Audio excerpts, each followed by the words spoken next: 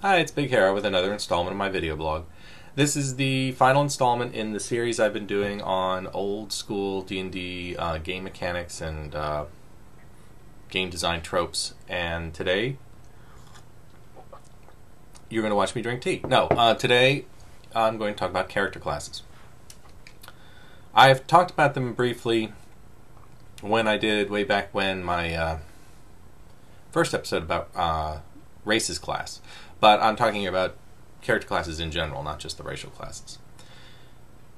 I don't necessarily believe it's the only way to handle character design and character definition or even archetypes. I think it works fine for D&D. There are other games that don't use it that I enjoy as well, so it's not a question of saying these are absolutely the best way to handle it or not. But I did want to address some of the common complaints I hear about character class, especially in a system like some of the older versions of D&D where character classes are fairly rigidly defined, as opposed to later editions where the lines got a little more blurred. And then also talk about some of the things I like about character classes in general. One of the common complaints you hear, of course, is that they're very artificial. You're a magic user, okay? So now that means I cannot use these weapons, I can't wear armor, etc., etc. I am a fighter. That means I don't know any magic. I can't pick locks, things like that, and the list goes on. I'm a thief. I can't use a shield. Whatever. And then, of course, the idea that when you're leveling up, you get a certain amount of experience from combat, treasure, and so forth and so on. And then eventually, when you hit a level, all of a sudden everything just goes up a notch, and it's just this across the board, fairly generic for within the class. All third level magic users, they'll gain a second level spell, and that's how you improve. You get your new hit die, you get your new spell, maybe you get a better to hit, depending, and down the road. And this leads to a difficulty in making your character feel or appear unique, or at least somewhat different from the next magic user or the next thief down standing in line or what have you. And I do understand those, and it's true. The D&D character class system is artificial. It is. You can put all sorts of setting ideas in there, explaining you belong to the Thieves Guild. You had professional training as a soldier in combat, whatever. You belong to the Wizards Academy, what have you. And you can present those as sort of a role-playing setting rationale, but within the game itself, yes, they're very artificial distinctions. You are character class blank, fill in this blank. And we're not even going to get into things like multi-classing and dual classing and stuff. Those are fine. I don't begrudge anybody who uses those rules. They're even kind of fun, but they run counter to part of what I enjoy about using a class system when I'm playing a game like Dungeons and Dragons. I'm not saying they're bad. I'm just saying it creates a different kind of game than what I typically like to run or play. Now, yes, they're artificial. And yes, the progression's artificial because you have the leveling up and things like that. But that artificial distinction between, say, a cleric and a druid, or a magic user and a fighter, or what have you, serves a couple purposes. One, of course, and this is one everybody talks about all the time, is what's referred to as the archetype, and in the protecting of the character's niche. The idea that the thief is the sneaky guy, the thief is the guy who can look for traps, the thief is the guy who can climb the walls, can pick the lock. He has his role in the party. And if your character is a thief, you, as a player, can feel relatively confident that in general, maybe not each and every session, but overall over the course of an adventure or a campaign, if your GM is running a fairly standard kind of a game, you're going to have your opportunities to do your thing, to play your character and to get a chance to contribute and possibly even have a little bit of the spotlight or something like that. Likewise, the magic user. You're the only one there with with the exception if you're using elves in the old systems, who can cast certain spells. You're very weak to begin with, but eventually you become extremely powerful. The fighting man, well, he's the fighting man is the backbone of the party typically. He's the guy, whether he's a dwarf or a halfling or a fighter or even an elf. And he's the guy who's usually going to take the front line. He's usually going to be the one that's responsible for a lot of the heavy lifting when it comes to the fighting. Likewise, the cleric with his healing and turn undead ability, he's got his own niche, and so forth and so on. And that's good, especially when you're playing a game where maybe it's especially in a game where you're not doing a big investment in character creation time, where it's like you just want to get on the board and start playing. Everybody kind of knows their role, and this also helps in a role-playing perspective. If you know that your character is the magic user, you know that certain things are going to probably be expected of you, and that your character probably has a certain kind of background, and you can role-play that to a certain degree. Likewise, you can role-play counter to type, and that can be fun too.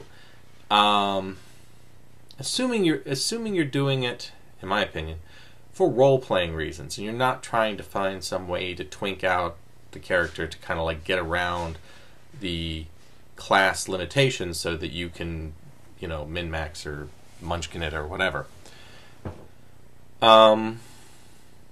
Likewise, it can give the other players sort of an idea of what they can expect from your character. And this hand waves to a certain degree the things that the players can't necessarily have the same level of integrated knowledge about their world that the characters do. It's like, yes, the reason you know this about Fred's character is because on his character sheet it says cleric. But unless the GM is going to take a lot of time doing exposition, or the player is going to do a lot of time describing his character, at least right off the bat, there are certain things that the other characters would probably notice or perceive about Fred's character that is difficult to describe at the table, but boiled down to, in the characters' minds in game, he's a cleric. And that makes that a little simpler, I think. As far as level progression goes for classes, again, it's something where you can talk about how it all happens in game, but again, it is a game, and these mechanics make it a little bit simpler to say you progressed, and also within party balance. For this amount of experience, your thief reached second level. Great. Well, of course, the magic user needs to get to here first, but the fact is, because of a magic user's power levels, once they get to higher levels, it makes sense they might progress a little slower, and it keeps everybody kind of on par. It's not perfect, and it's not absolute, and there are other ways to do it, but it does the job. And I've talked about this before too. There's a familiarity issue. Everybody kind of knows what it means when you say, hey, we're going to play first edition AD&D. I've got a 4th level thief. And most people who've played first edition in Advanced Dungeons & Dragons, which should be a pretty large percentage of anybody watching this video blog, maybe doesn't have all the skill percentages and everything else memorized for a 4th level thief, but they've got a pretty good yardstick about what power level and what that character's bringing to the table. And then one final that I was going to mention is one thing you can do if you like the idea of more individuality with the characters, but you're using a fairly generic class system and you don't have lots of things like individual skills or feats or powers or what have you, is sometimes it's fun to kind of look to your scores. For instance, and I don't like doing this, but I'm running a game of Night's Dark Terror right now. And one of the characters is a magic user, and he's one of the characters that's been there from the very beginning. And it's kind of funny because he's the magic user, but his wisdom is higher than his intelligence. And you think, well, why isn't he a cleric? Well, he wanted to play a magic user. It's not stupid, but he's got... And you can look at that and you can do a little interpretation of the scores, and you can kind of come up with fun little ways to sort of present and role-play that character a little bit differently. Especially if, in the games I run, where we use the trait tests for, various, not skills, but various things like trying to notice something or search for something and so forth and so on. If you happen to have a fairly high score in something, even if that's not a prime requisite for your class, you can be good at something that doesn't have anything to do with casting Sleep or Magic Missile. So, those sorts of things can come up from time to time, and that can be fun too. And really, and to wrap it up, I've always been of the opinion that what's on your character sheet is not where the fun is. What's fun is what you do when you're at the table, what your character does, and how you play it, and interacting with your friends at the table. And I think what I like about the more classic versions of the game, especially things like Basic Expert or Labyrinth Lord and things like that, is the fact that the character sheet, so to speak, is fairly bare bones. It's fairly light. It doesn't take long to make a character, and it doesn't give you tons and tons of specific details, so you're not limited by that. If you have a game where every skill is statted out and you have percentiles in it, then you have to say, well, I don't have the whistle while brushing my teeth skill, so I guess I can't do it. I can't even try it because I'm unskilled in that. As opposed to, yeah, give it a try. You might not be very good at it. You might have a very small chance of succeeding, but give it a try. And I kind of like that style of play better. So I don't really feel as limited by using a rigid class structure, because I don't feel that's the beginning and the end of what your character is or what your character does.